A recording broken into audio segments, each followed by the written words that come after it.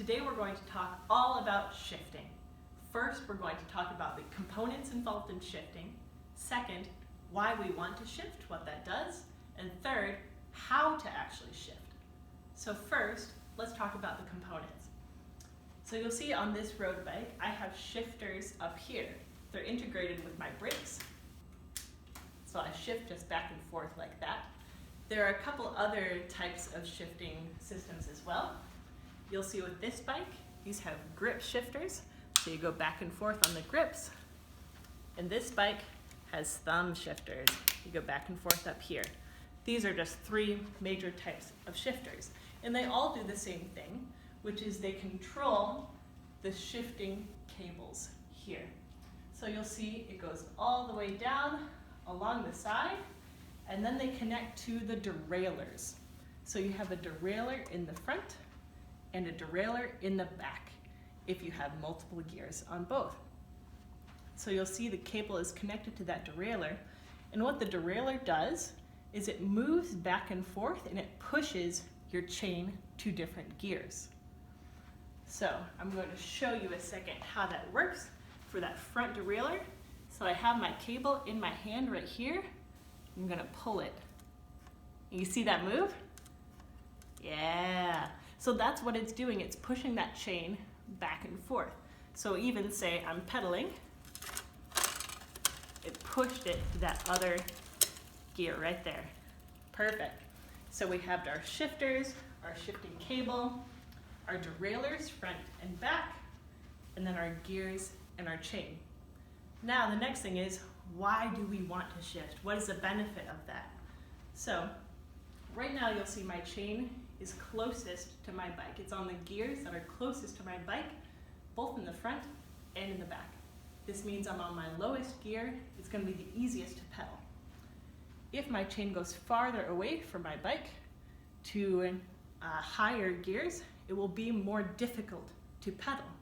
So why would I want it to be more difficult to pedal or easier to pedal? So imagine you're going up a hill. You want to be able to take little pedal strokes instead of having to really stress up that hill. So you'd want to be in an easier gear with the chain closer to your bike. If I was, say, on a nice flat surface, I wanted to go really fast, I don't want to have to really be manic about my pedals. I want to be able to be nice and smooth and take big strokes. So I would want to be in a high gear with the chain farthest away from my bike. Another way to think about this is, say I'm in a really low gear with chain closer. If I take one full pedal rotation, I might get, for example, 2 feet. But if I'm in a really high gear, if I take a full pedal rotation, I might get, say, 20 feet. This is a really difficult concept to understand. It's very heady. So now let's just talk about how you might want to practice.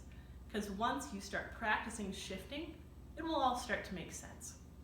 So one of the big things when it comes to practicing shifting is don't shift unless you're already moving. So I'm going to show you why here. So I'm going to use my shifters, and I'm going to shift my back derailleur so it will shift to some of my higher gears. There we go. And now I'm going to pedal as if I'm starting from a stop sign and watch it move. Do you see how many it jumped right there? If I was putting a lot of pressure on that pedal as I was going, it would just be really hard on the chain, it'd be really hard on the derailleur, it'd be really hard on me. So you want to wait until you're already moving to start shifting. And I'll show you that now here a minute. Also, some folks, you might be able to hear that click. That's called cross-chaining. And we'll explain that more in the comments. But for now, let's talk about just shifting one at a time. Ooh, go back the other way. You see it? Just nice and smooth. Looks like I need to work on my shifting a little bit. But when you're practicing, that's the second thing. Is to just go one click at a time. Just try one little bit at a time. Later on, when you're used to shifting, you can shift multiple gears at once, but just do one click at a time while you're starting. So just click, let it adjust, click, let it adjust. That'll give you a good idea of what's actually happening to your bike. Also important to note, your front gears here, I consider your major shifting, and your back gears are your minor shifting. So these are smaller adjustments than your front ones. So while you're starting, it might be nice to just start with these smaller adjustments in the back versus the larger adjustments. So as long as you're moving while you're shifting, and as long as you're just going one click at a time, you're not going to wreck your bike. You're not going to make it explode or burst into flames. Don't be nervous about it. It's okay to just try it one at a time and see how it feels. So we went over the parts of our shifting. We went over why we might want to shift, and also how to start practicing shifting. I hope you found this helpful. My name is Amy Corver. I'm the Education Coordinator at Cascade, and I hope to see you on the trails.